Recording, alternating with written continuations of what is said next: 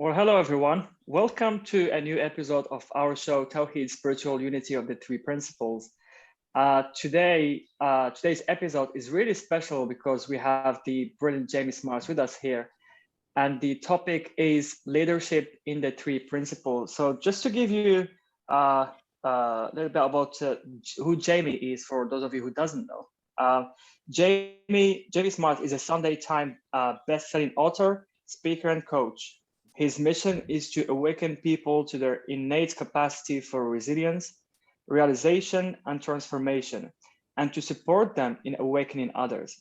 His books include the first bestsellers, Results and Clarity, who's here just behind me, Clear Mind, Better Performance, Bigger Result.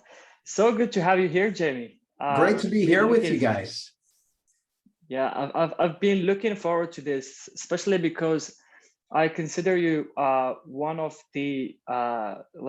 my favorites in the community, and as a person as well. So generous and so humble. We've met twice, and I remember the first time I met you, Jamie. I saw you walking by me in what was it, Baker Street? Yeah, I think it was Baker Street or Marylebone Road, Marylebone High Street, one of those. Yeah, so basically I saw Jamie walking, he was on the phone, so I was with a friend, so I walked straight up to Jamie and was like, hey Jamie, I bought your book, I read your book. It was like one of the first book I've ever read about this understanding.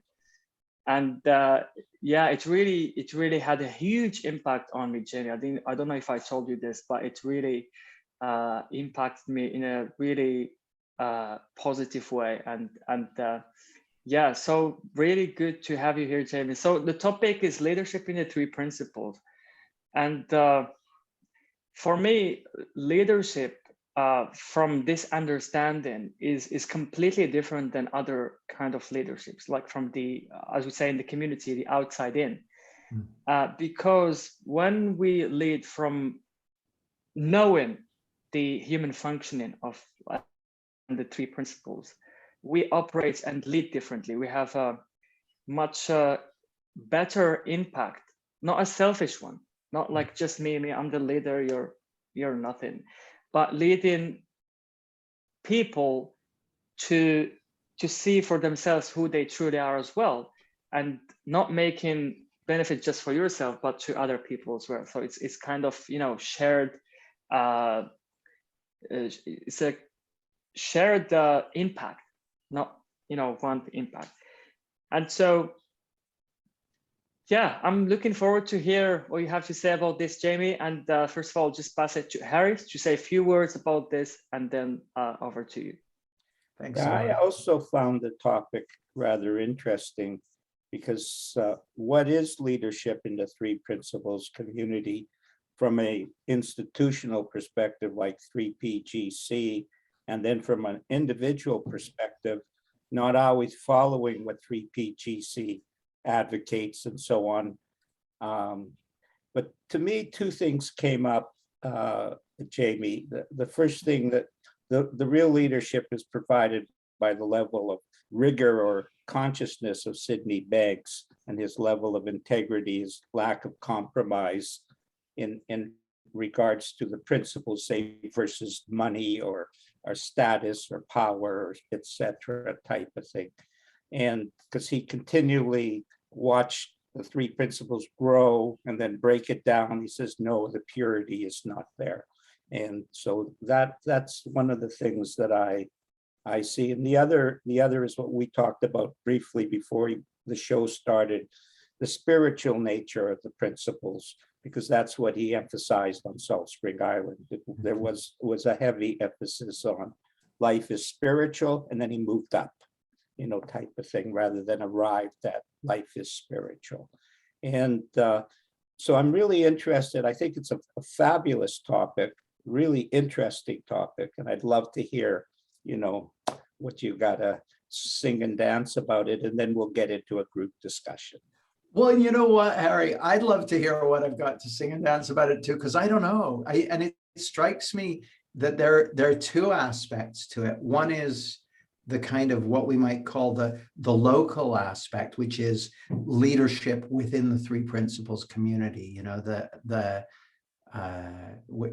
many of us here would probably consider themselves to be members of the three principles community. And so there's that aspect of it. But there's also the more global topic of the three principles of leadership, and leadership in any aspect of life or business or, you know, politics or whatever it might be. And those two topics, they seem to be in some ways quite closely related. I mean, I'll tell you a little bit about my story. When I came to this understanding, it was early 2000. Well, funnily enough, I got given a copy of The Missing Link in 1999, and I read it, and I was like, oh, I already know that, and I discarded it. I read it again 5 years later, same thing.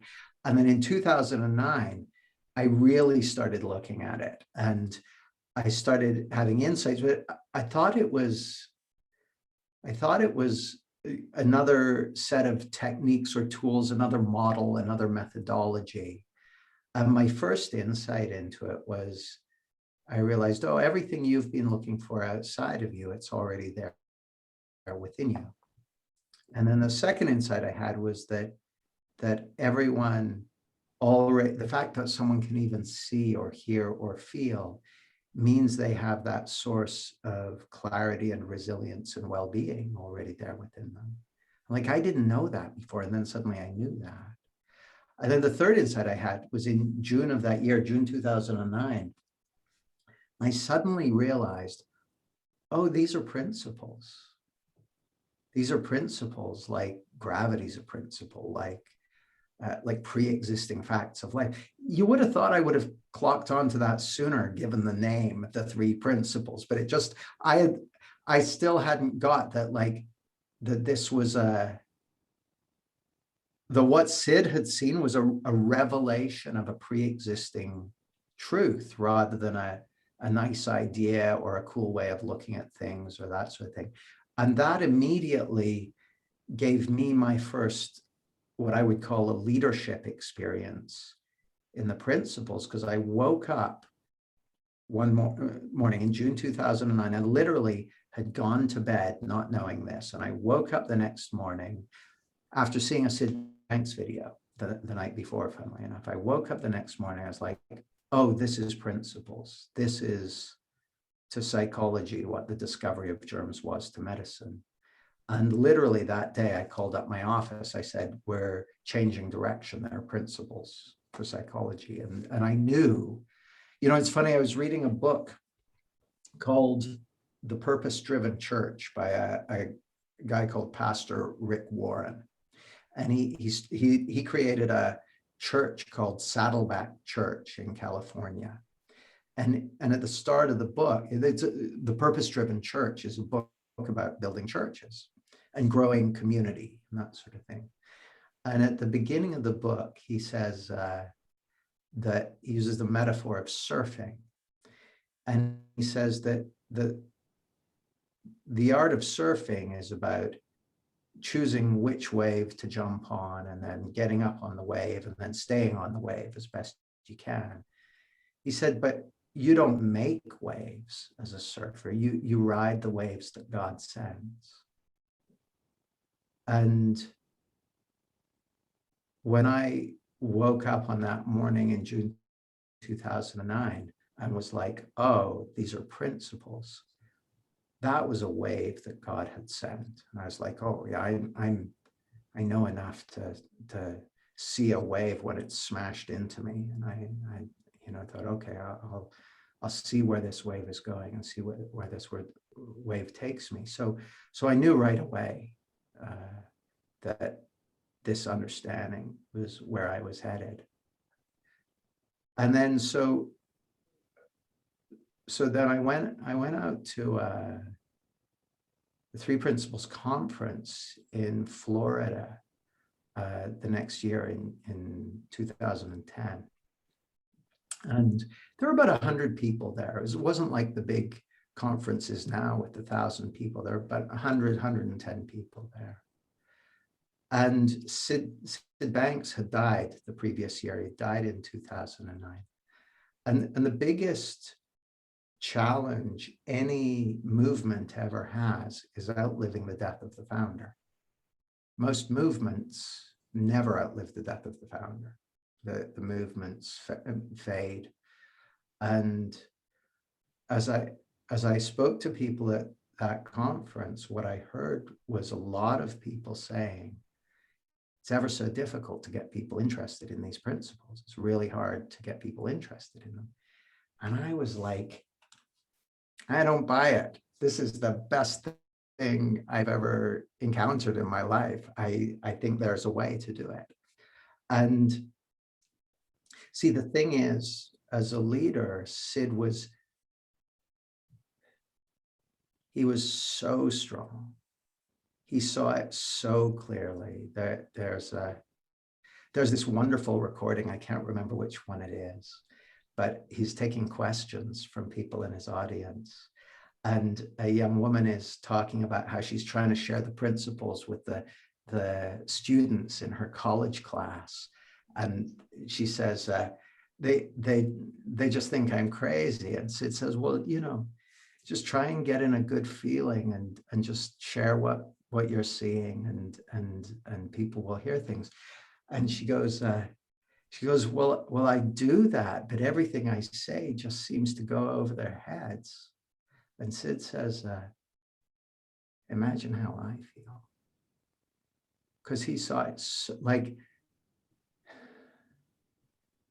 I feel so grateful to have glimpsed the little bit of this that I've glimpsed in my time looking in this direction. It has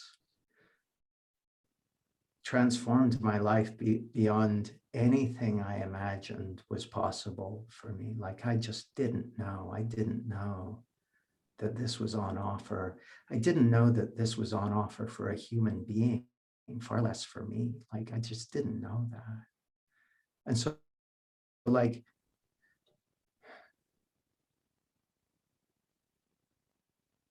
if I never had another insight, I would be a really satisfied customer.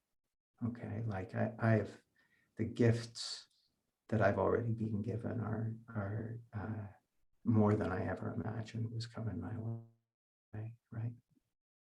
But I know that compared to what Sid saw, what I've seen is like tiny, tiny, tiny, right? So Sid was this incredibly strong leader.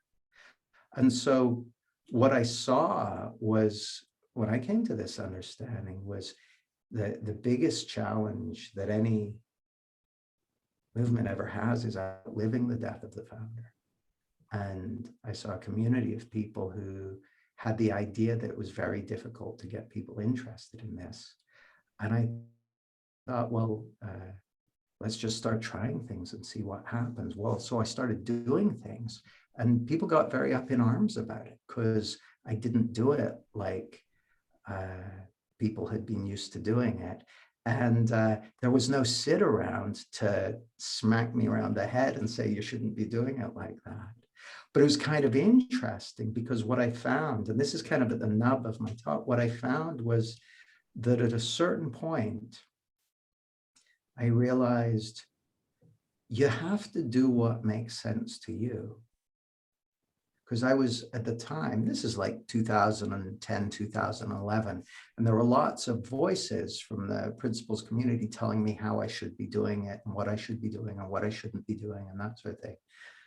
And what I realized was, no, you got to do what makes sense to you, come what may. Yeah, you listen to people, talk to people, take input and advice. But my perspective on it is, if these be principles, and I believe they are, then they're big enough and ugly enough to take care of themselves. They don't need a set of rules or a set of faith keepers or a set of clerical police looking out for them. They're big enough and ugly enough to take care of themselves. And to this day, you know, I meet a lot of people in the principles community who are afraid of the three principles police, that they'll get it wrong, that they'll say it wrong or do it wrong. And I'm like, man, you gotta you got to share what you've seen for yourself, share what you know to be true. And you know what I heard Sid say again and again and again is just share what you know. Just share what you know. And to me, that within this understanding, that looks to me to be the essence of leadership, is speaking the truth of the moment, sharing what you're seeing insightfully right now. Because if it's guided by insight, then it's not, you know, you, the ego, that's sharing it. It's life coming through you. And by the way, the stuff that people realize for themselves, the stuff that's going to make a difference to people, it's the stuff they're going to see from within them. You know, I could, you know, tell a cool story or do this or that, but at the end of the day, the only thing that's going to make a difference to anyone is what they realize from within. It's not, you know, it's a way in which it's got nothing to do with me. Like, is that you know, I could be giving the most incompetent talk of my life, and someone could have a world-shaking insight that changes everything, and I could be knocking it out and be just delighted with how. Oh, this funny. This happened yesterday. I was doing coaching sessions in front of a group, and one of the clients, I was coaching him, and then I asked him a question, and we fell into that really kind of quiet space, into this really insight-friendly space, real beautiful feeling of connection. And we're just sitting in silence for a while, but everyone's watching, right? And it occurs to me to say something. And so I said this kind of silly metaphor about a puppet. It just occurred to me to say it. And then I went quiet again, and he went quiet. And then it occurred to me to talk about sharing behind the mask. And I spoke in a very kind of, even in a more kind of spiritual way. And then we paused, and I was talking to the group about it and explaining my thinking on it and that sort of thing. And then I got him on to give his perspective. He said, yeah, no, it was the thing you said about the puppet that really hit me, and everything else I wasn't really listening. Like, you don't know. The thing that's going to make a difference to the other person is going to be what comes from within. I say from within them, but it's just from within. It's from that, you know, one consciousness that resides at the heart of our being. You know, it's within everybody. And that's where the goodies are going to come from. So over the years, I've given a lot of thought to what is it that I do and what's my job and that sort of thing. My vision is of a world where everyone already knows this, just like you and me were born into a world where all the adults already knew about germs and gravity and stuff like that. I'd love to see a world where everyone already knows who we really are and what we've got going for us, you know. And so my mission is, you know, to awaken people and to support them in awakening others. And it looks to me like my job is to help create the conditions for people to have insights into the truth of this understanding. So my job isn't to give them insights, because the insights can only come from within them. It's not going to come from me. It's going to come from within them. And I don't know what to do to help them have an insight. So I've just got to do my best to kind of create the conditions. And insights aren't even conditional. So you know, Viktor Frankl, the founder of logotherapy, he had his life-changing insight when he was being marched across a frozen field by a Nazi prison officer and was on the verge of being kicked to death. And then he had this life-changing insight. Now, I'm not recommending that as a way to get insights, but people can get insights in any situation. I was talking to my friend Mahima Shrestha. Mahima had a massive insight in the middle of an earthquake in Nepal, like buildings, the 2015 Nepal earthquake, buildings falling down, you know, people being killed, all sorts of stuff. And Mahima has this big life-changing insight. So, you know, insights aren't even conditional, but nevertheless, I find that, you know, there are things you can do, ways you can listen, ways you can be with someone that makes it easier for them to realize, you know, the things that are going to make a difference to them. So that's what I think my job is today, is to help, you know, create the conditions that make it easy for people to have insights from within themselves. Or I say from within themselves, not from within their ego or their body, from the wisdom that resides at the heart of their being. That's what it looks like to me. That's about it. So when you talked about, you know, your role in that process, which is basically dictated by your level of understanding, could you talk a little bit more about that? Because I think a lot of people are a little confused about that. Now, what do you mean, Harry? Like, I would say that all of us at any time are doing what makes sense at our current level of understanding, whatever that is. But what were you referring to? I'm not quite sure. Oh, well, what I'm referring to is the ability to not interfere with the person having an insight, and also the ability to give it the optimum possibility that it could happen. Well, I'll tell you my ideas about that. This is what I've seen has been quite effective. So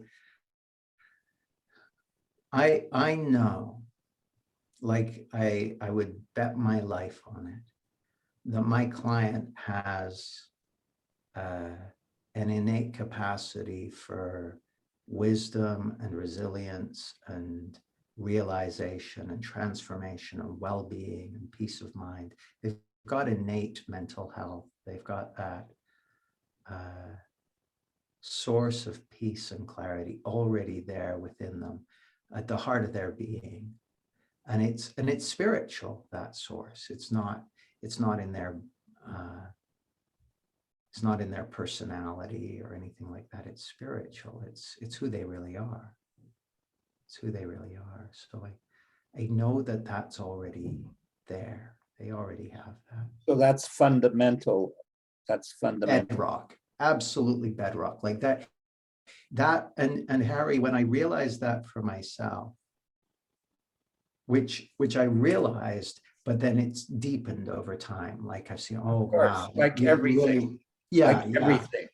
But when I first saw that, it just all of a sudden it made my job so much easier, because up till then, I'd kind of been in a version of the fixing people business. So like someone would come into me with their challenge or their problem or their issue, and then I would use everything, I would throw the kitchen sink at it to try and help them out. But because I didn't know that they have that source of clarity and resilience and creativity and wisdom and beauty already there within them, I didn't know that that was there to be counted on.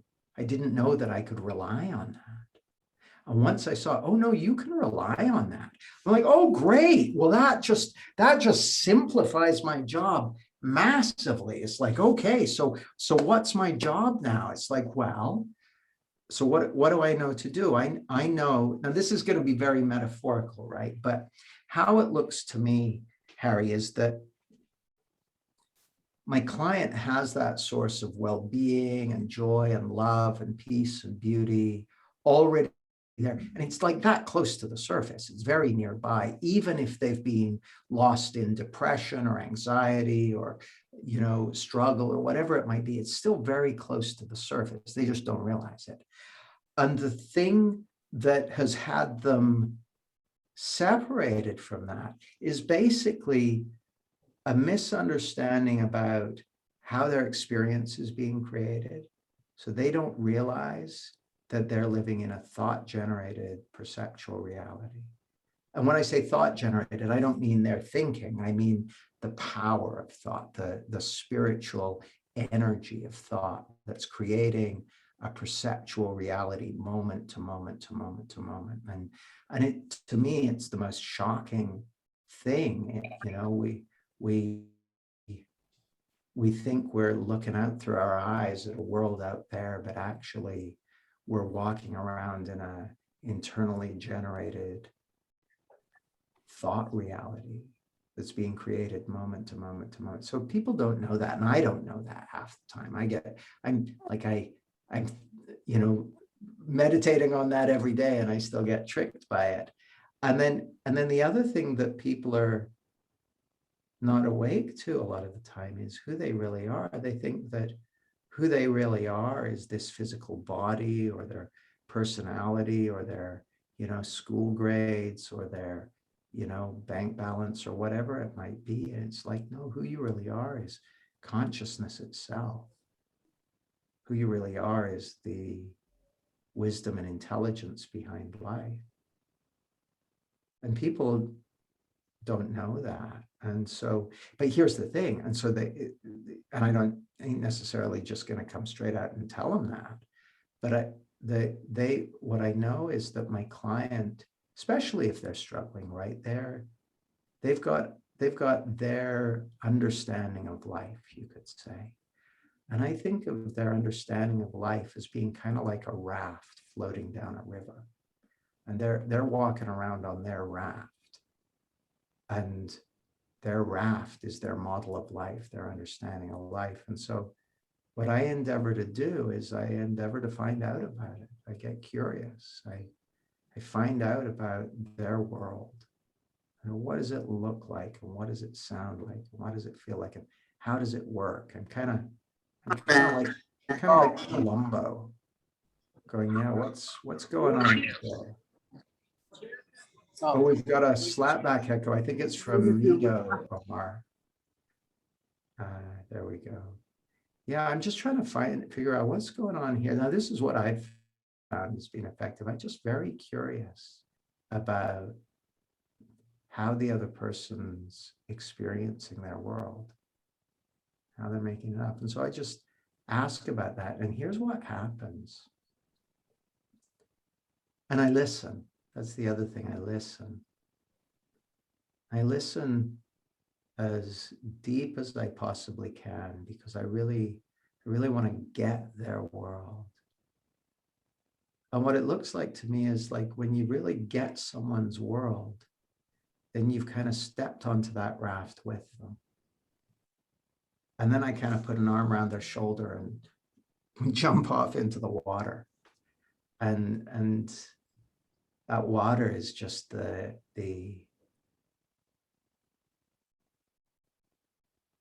energy of life. And then when they climb back onto their raft a little later, it's different. And that to me, like, but the thing is, I don't know what they're going to realize. I don't know what they're going to see. So every time that happens, every time I'm coaching someone or whatever, and someone goes, oh, I just realized this, or I just realized that, I'm kind of like, no kidding.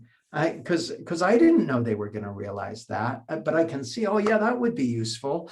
But I don't know what they're going to realize, and I don't know when they're going to realize it, and I don't even know how we're going to get there. But here's the other thing. Because I know that the only thing that's going to make a difference to them is the insight that they realize from within themselves. One of the most useful things I can do is kind of model that for them. And so as a coach, if I'm looking in the direction of insight, if I'm looking to what I don't know, then that kind of sets an example of a useful place to look. And then the other thing that goes along with that is the feeling, like Everything's the feeling. Yeah. Like I mean, there isn't anything else really that's teaching. Yeah, well, I agree. Like one of the most profound things I ever heard, Harry, was I went to a workshop in 2009 that Chipman and Jan and Elsie ran. And at the end of the first day, we were just in this amazing feeling. And someone commented on it. Chip said, "There's information in the feeling." And I was like, what? Like, I'd never heard anything like that. He's like, yeah, there's information in the feeling. And it looks to me like the only real teaching is the feeling which is reminding you of what it is to be at home to who you really are. And that's what Sid would define as why he gave conferences every 6 months, so we could remind ourselves of that feeling. Makes total sense to me. Makes total sense to me. Like that feeling of being at home to who you really are, that's what's doing all the heavy lifting. I can add to that, like, you know, in the Muslims, like we pray 5 times a day, and this is a kind of, you know, in Muslim countries, there is the adhan, which is a call to prayer. And for me, this is a reminder for us to kind of just, you know, just step out of our thinking for a moment and just be present.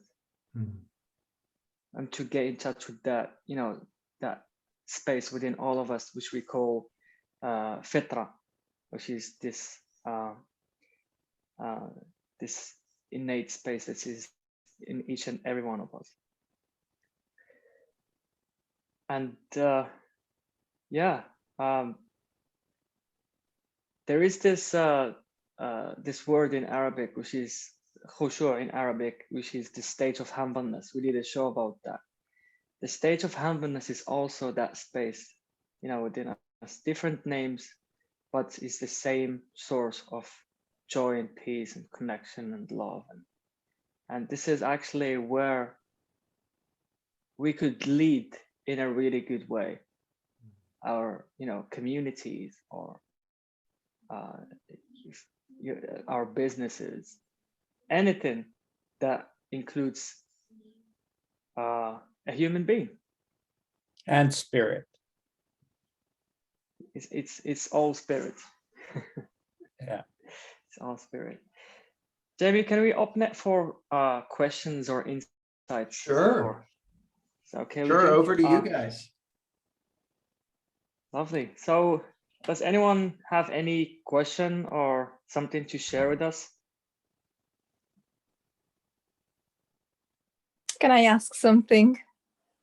Sure. This is Ikra. Yes. Hi, Ikra. Hey, Ikra. Yeah.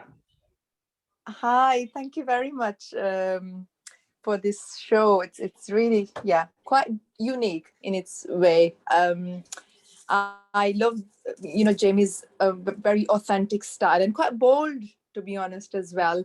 I'm going to ask a very rudimentary, very elementary question. Jamie, how do you define leadership? God, well, it depends which day you ask me, Ikra. Like if I ask myself the question, what does it mean, leadership?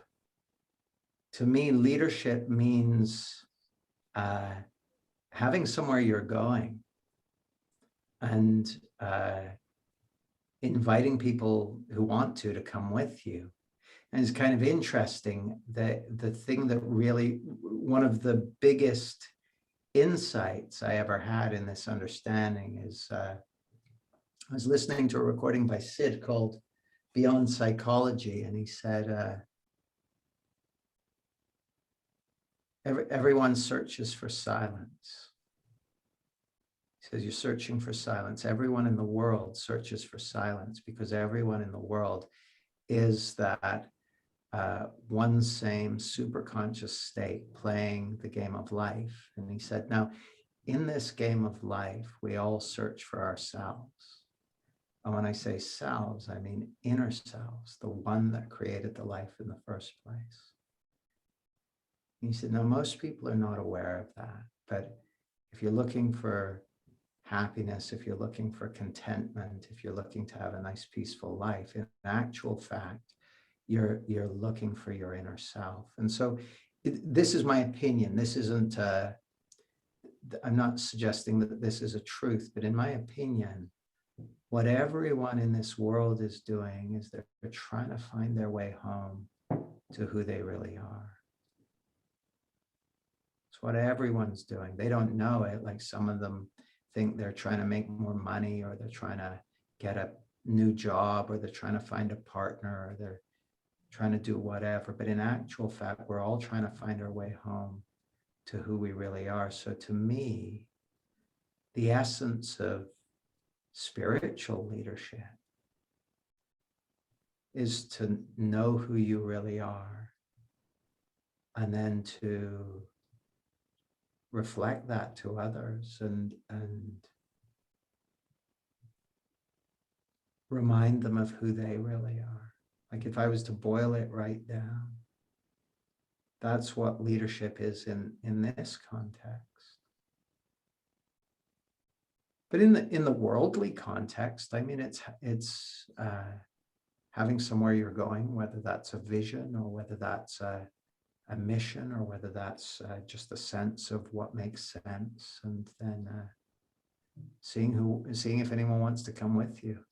In my own case, I typically go, well, I'm going over here because it's interesting to me, or it's motivating to me, or I'm passionate or curious or fascinated with it. And if other people want to come, they can come. But I have no idea if that answers your question, Ikra. But feel free to ask a follow-up if it doesn't. Now that completely makes sense. And what that makes me realize it, because we restrict the word leadership to certain designation. Yeah, that person is in the position of leadership, but how you defining it? It occurs to me, we are all leaders because we are all leading our way to in pursuit of something, but probably we've got it wrong. We are, the pursuit is somewhere outward that we are projecting, but it is actually the inward. So no, it feels very true, but it's just and I love what you touched upon, feeling, and I think that's what the crux of this understanding is. But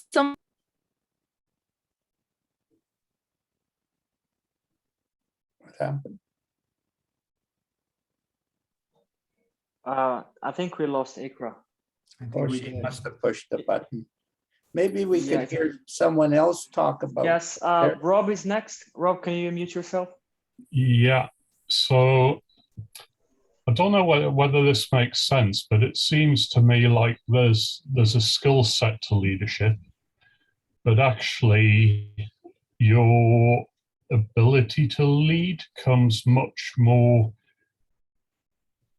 it actually comes from your willingness to be led by wisdom, or to be led by mind, or from something deeper within.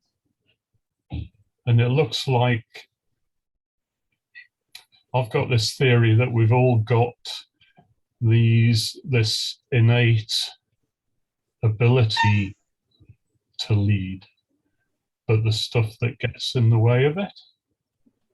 And it's so becoming a leader or becoming a better leader is more about getting the stuff out of the way rather than learning new skills, learning new tools and techniques. I'm just interested whether that makes sense. It makes sense to me, Rob. It makes sense to me. Thanks, Rob. We've got Greg next. Can you mute yourself, please? Yeah. Hey, Greg. Hey, it's funny because for like the last 20 years, my focus has been on leadership, and primarily through Stephen Covey's 7 Habits of Highly Effective People. And I only came to know the principles since this past March, when I kind of fell back into a relationship with Jamie from years ago. And at first I thought, okay, well, out goes the 7 habits and in comes the 3 principles. And I've been realizing more recently that they're much more the same than they are different. And, you know, the question of leadership, like my favorite definition of leadership was Covey's, I think it was from his book, The 8th Habit, which was something to the effect of leadership is communicating so clearly to people their worth and potential that they come to see it in themselves. And now that I'm, you know, getting deeper, more grounded in the 3 principles, I'm seeing that's, you know, it's analogous to who they really are, you know, seeing people for who they really are and who you really are. And that ties the whole leadership and principles thing together for me. I really like that, Greg. Yeah, I really like that.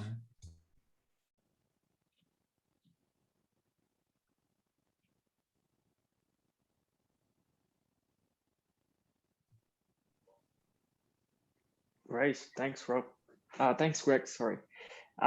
Who wants to go next? Joe, do you have any questions or insights to share with us? Yes, the only thing I'd ask is, how do you kind of approach the spiritual when you're talking to leaders and people who have a bit of a concept about what spiritual is? Well, I kind of back into it. It depends on who I'm talking to. So for instance, I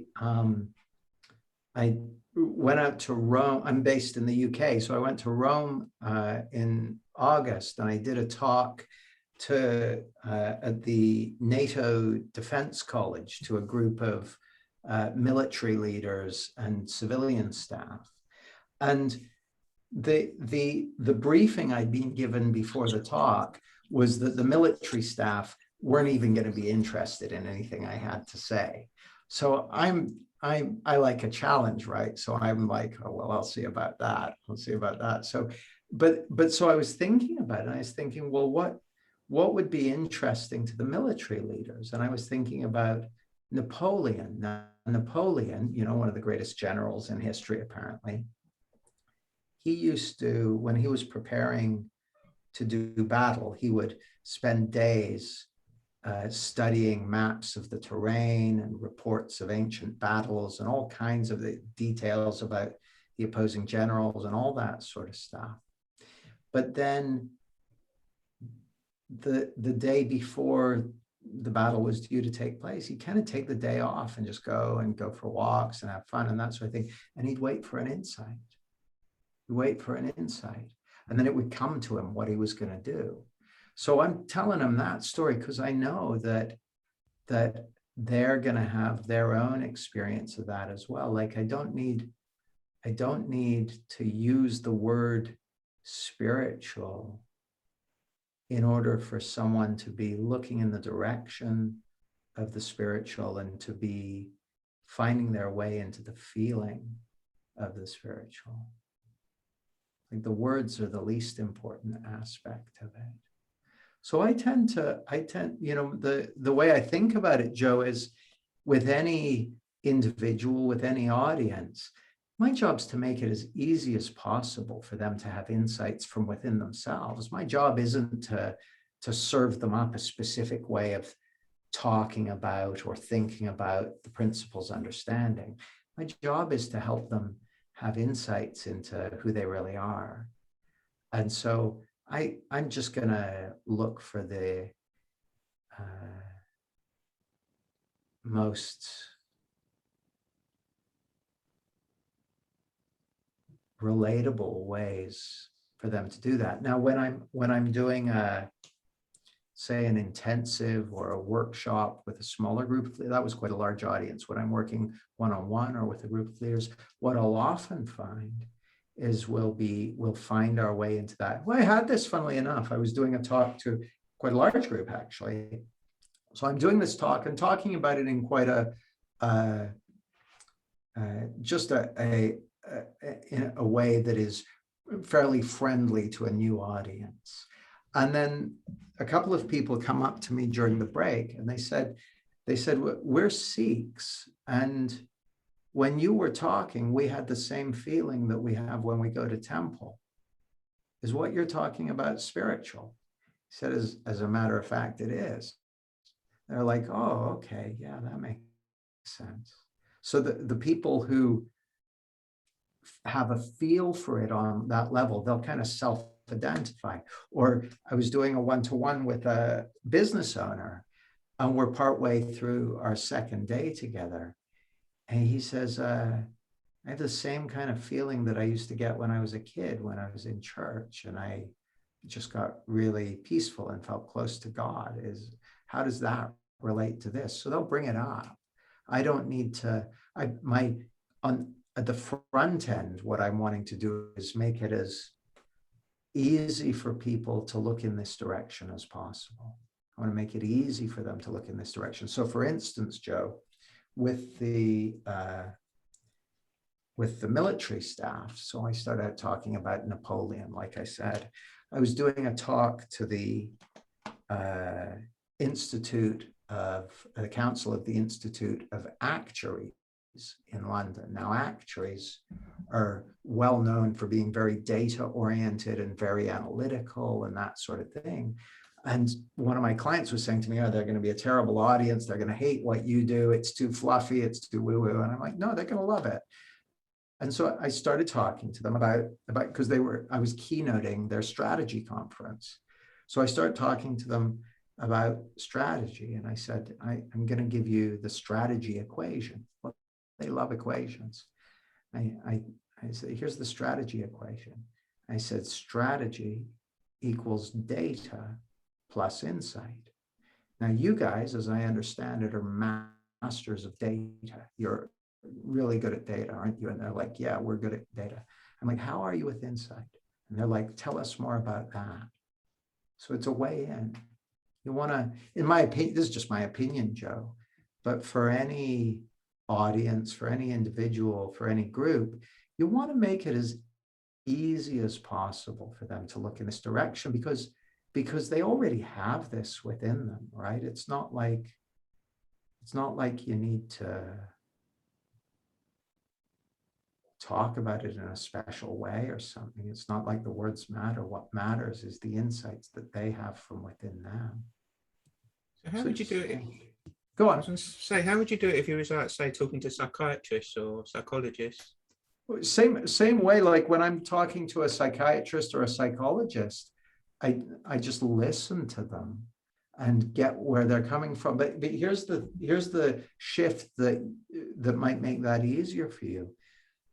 I'm working on the basis that these principles are there to be seen. I'm not trying to convince or persuade anyone. I'm not trying to sell a belief system or anything like that. So if I'm talking to a psychiatrist or a psychologist, they say, so what are these principles you're talking about? And I said, well, that is just a simple way of understanding our innate capacity for insight and realization and transformation. And they're like, well, is that the same as mindfulness? I might be like, well, yes and no. What have you heard about mindfulness? And they're like, well, I've heard that if you do mindfulness meditation every day and get a quiet mind, then you'll get better results. And I'm like, oh, well, what do you make of that? Like, I'm going to be asking them a lot of questions. I'm not with psychologists and psychiatrists.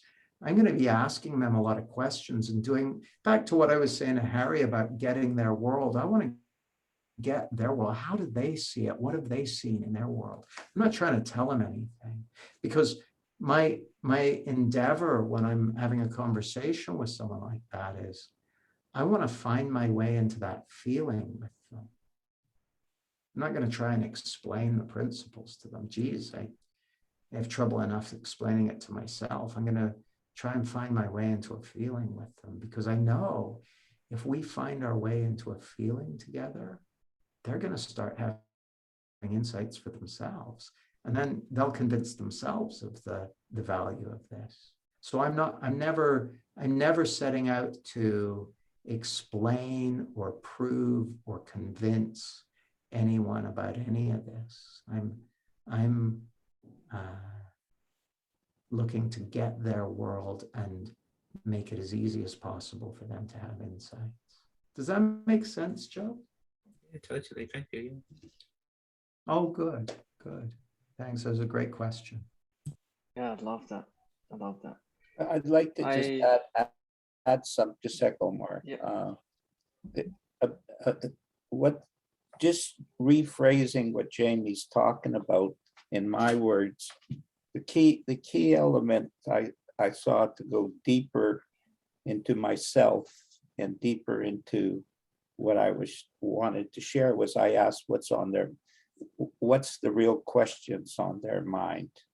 And if I could find those real questions that was on their mind, rather than where Sid would just talk, but it was at such an elevated level of consciousness that it was like a stick of dynamite and this just couldn't handle it. But we're not quite at that level. Sometimes Jamie hits that level, but overall he's moving in. Overall, not so much. Not and so when I finally figured out that I had to ask that question, I became so much more relevant. I'm not saying I was perfect. I'm not saying I was fantastic, but from where I was to where I went to, just by asking that question and actually being totally curious about it, really fascinated with that. You know, it looks to me, I love that you said that, Harry. It looks to me like curiosity, it has its own intelligence. And this only struck me the other day, actually, but when you're genuinely curious, if you think about it for a moment, the only things we're ever genuinely curious about are things where we don't know, right? So by following our curiosity, we're automatically looking in the direction of what we don't know. We're stepping out of what we're sure about and what we know and all that made up stuff, and we're looking in the direction of insight. So curiosity will point you towards insight. And there's something, the other thing is when you're curious about what's going on for someone else, they feel that. And if you're curious about, genuinely, like Harry said, genuinely curious about someone else and their world and how they see it, they're going to become curious about you and how you see it. Just it's like night follows day. Curiosity is like, yeah. Sorry, go ahead. Yeah, I just wanted to add to what you were saying, Jamie, earlier, about it's not about he's a psychologist, he's a psychiatrist, or he's this or he's that. He's a human being. He's having a human experience. And this is a truth. And when you get glimpses of this understanding, you can't fail but touch people's hearts when they are ready to listen. So what we do, basically, we do our best to convey that space within each and every one of us. And also I want to mention something about a quote that I shared on the last show about showing up with compassion in your family.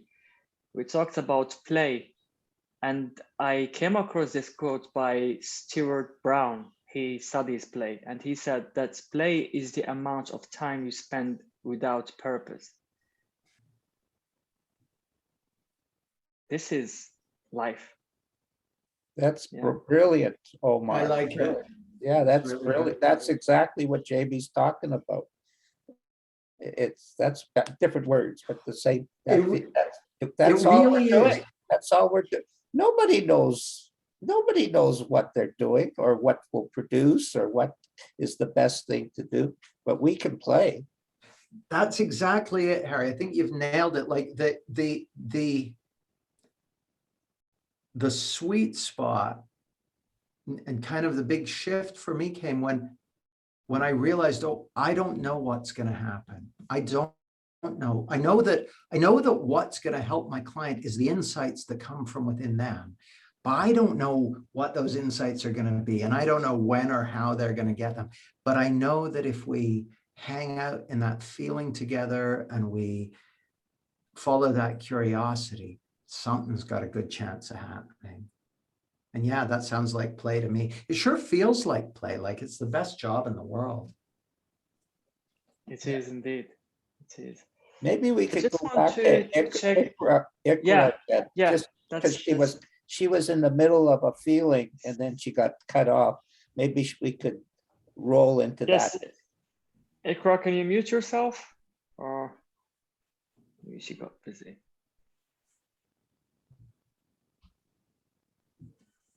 I Thank think you very much. she's, Thank you. oh, Yeah, it's great. just my kids. I'm not in the ideal scenario. My kids have been wandering around me, so bear with me if there's a noise. Yes, I was speaking with Jamie about, I think you might have touched upon it when I was cut off, about staying in that feeling. I think this is the challenge with me especially, or I can imagine for others as well, because sometimes you are left with understanding and you know it, but you lost the feeling and you get trapped in the melodrama of life and you get away from that feeling. And then you're saying, well, I still understand it. I know it's my mind playing up things, but because you lost the feeling, you are away from that home base, Jamie, that you are saying. If you talk a bit more about staying in that feeling. I mean, in the word, we love to ask tips and techniques, but I have started steering away from it since I have landed in this land. So what comes to you, Jamie? The people who want to stay, maybe staying forever is maybe impossible, or just prolonging that, zone of it is there. So you don't have to worry about that one. Yeah, I never heard of anyone who stays in it all the time. I've got a couple of thoughts, ภิkrah. The first is that what I've found is the less concerned I am with how I'm feeling, the more time I get to spend in a nice feeling. So that's the first thing. But the other thing is,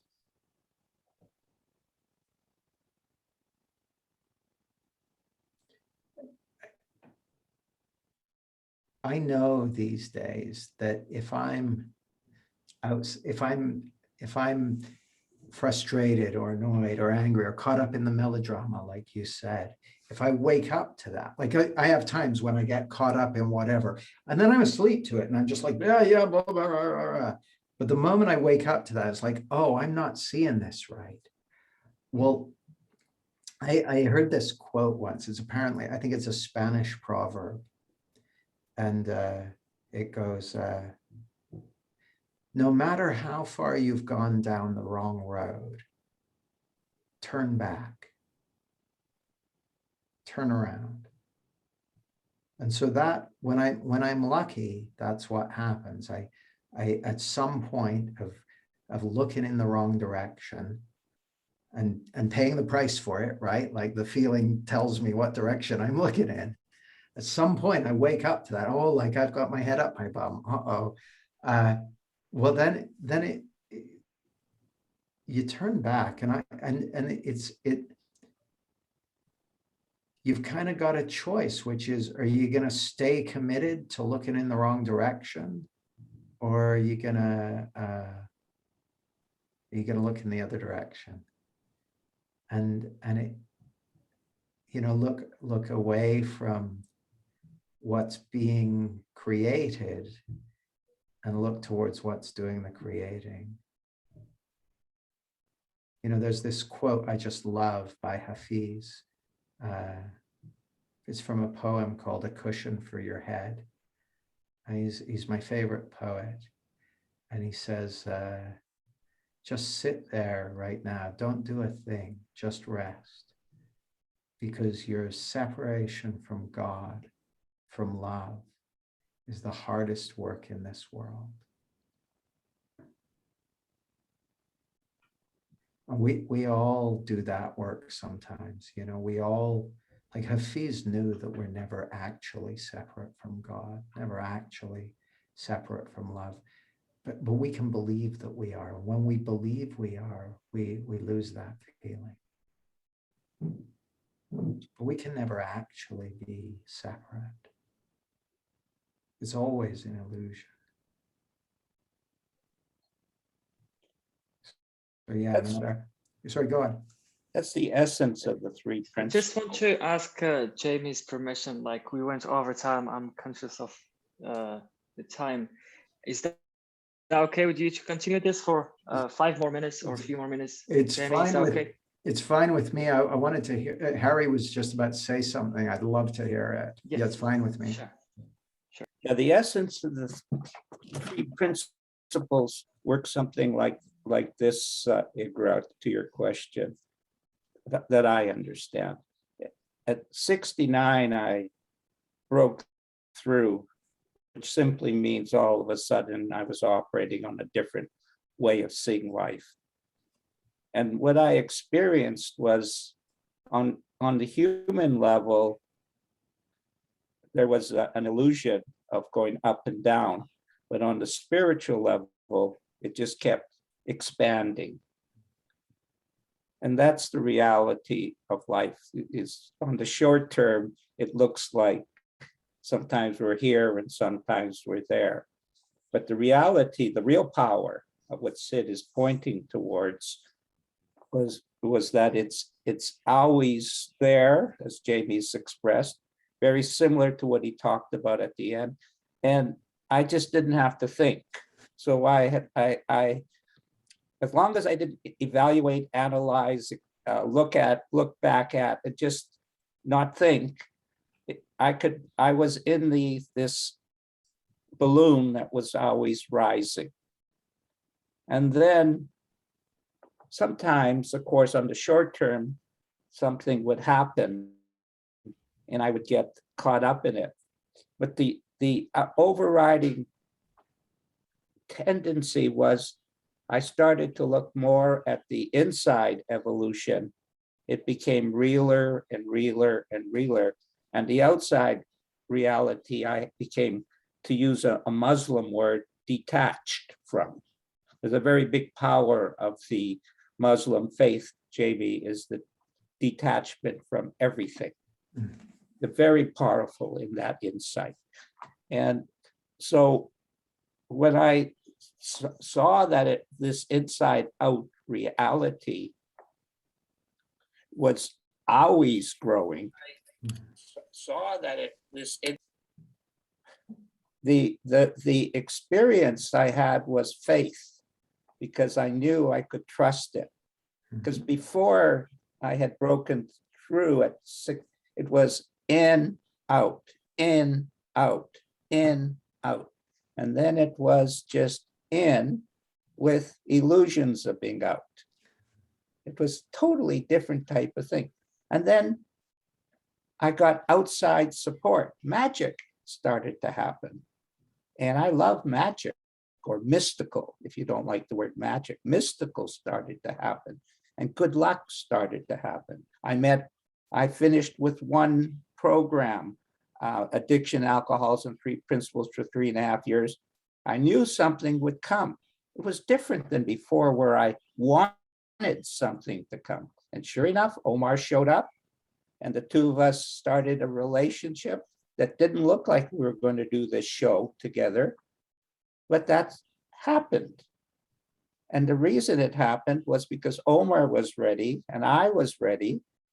And really, we were kissed by God, or Allah. You know, we were blessed to start something that just felt right for both of us. And that's the art of leadership, Igra. Say yes to when God or Allah presents a gift to you. Yeah. At a lower level, no, I'll think about it. At a higher level, I won't think about it. I'll just say yes. Surfs up. I love what you said, Harry, and this reminds me of when I met Jamie. I remember when I met Jamie, actually I bumped into him on the street randomly. And when I met him, he was doing these, live coaching sessions. And so I, like, before meeting Jamie, I really wanted to have a coaching session with him, and I, met him. It's like, it's meant to happen. And I asked him kindly if he could bring me up and have a coaching session together. And we did it. I think 4 or 5 days after we met, we did it. And it's just what you were saying, Harry, about, Allah just brought it together, and it's just meant to be. And I'm grateful actually to meet Jamie and come across his book. It's just really transformed my life. I mean, it was really at this, at the beginning of when I came across this understanding after Dr. Keith Levin's seminar. And yeah, it's just an amazing book. So I highly recommend anyone who didn't read that book yet. It's called Clarity. It's a really, really good one. Second So, edition Joe is coming got out next year. Amazing. Good to hear. Looking forward to read that one as well. Joe, you've got a question to ask? No, it's just something I kind of realised from what Jamie said, was that we're kind of looking to get people to invite us into their metaphorical home. And when you're in your house, if someone comes around all preachy or trying to sell something, you hide, don't you, and don't let them in. Yeah. Whereas if someone comes around who cares about you and wants to know about you, then you're welcome into your home. That's a perfect way of putting it, Joe. Perfect. I think we came across the end of this amazing episode. I would love to thank you, Jamie, for accepting our invitation. It's been a pleasure to have you here on our show. And could you just mention how could people connect with you? Like, people doesn't know about Sure. you. You just Sure. So you can get it. I've got tons of stuff at jamiesmart.com. You can find me on Facebook at the Thriving Coaches community.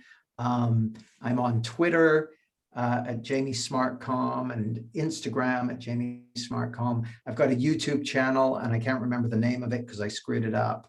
And I've got a couple of podcasts, actually. I've got one called the Thriving Coaches podcast and the Get Clarity podcast. But basically, if you type Jamie Smart into Google, you'll either find the comic book artist Jamie Smart, or you'll find me. So it's not too hard to track me down. My books are on Amazon, and everything else is in all the usual places. Great. Thank you, Jamie. It's been a wonderful episode. I really loved your sharings, and the feeling was beautiful. I think Harry feel the same, and everyone here who attended, like people on Facebook as well. So thank you again, Jamie, for accepting our invite. And would you like to say something, Harry? Well, just that we're all leaders. Each person is a leader. But when you listen to the spirit, you're automatically going to be led into a leadership role. And the more you're led into a leadership role, the more you give up your own personal opinions of who you are and what's important to you. Because there's only one bottom line, as was stated, being in a state of service to help people. And as long as you're in that bottom line concept, you will always be kind, considerate, and, to use Jamie's word, curious. I love that word, Jamie, curious. Me too. Yeah, it's a great word. And I also want to say, Jamie, just as a little, since we had a little plug for you, Suad has joined us as well on our group discussions as a co-host. And she brings a different flavor that is needed. That's leadership. You are, each one, a different flavor than anybody else. Joe does Joe better than anybody else. Jamie does Jamie better than anyone else. Even Omar Also, is a unique human being. yeah, I'm planning. I'm planning to start sharing this understanding in Arabic with Suad. So she's Moroccan as well. I didn't know that, so it's a really good connection actually. Really excited for what's coming up next. And actually, I just want to mention that tomorrow I'm holding an event called The Path to the Divine. Basically, just uncovering anything that could come between our connection with Source, Allah, the infinite intelligence, and how to tap into that space within us so this could happen. It's at 7 p.m. And if anyone is interested, on our Facebook group, Tawheed Spiritual Unity of the Three Principles, or just send me a DM on Facebook and we'll share more details with you. So thanks again, Jamie. And yeah, hope to see you soon, buddy. Thank you for having me. I've really enjoyed it. So thanks for inviting me. It was great. Thanks, That was guys. beautiful, Jamie. Really beautiful.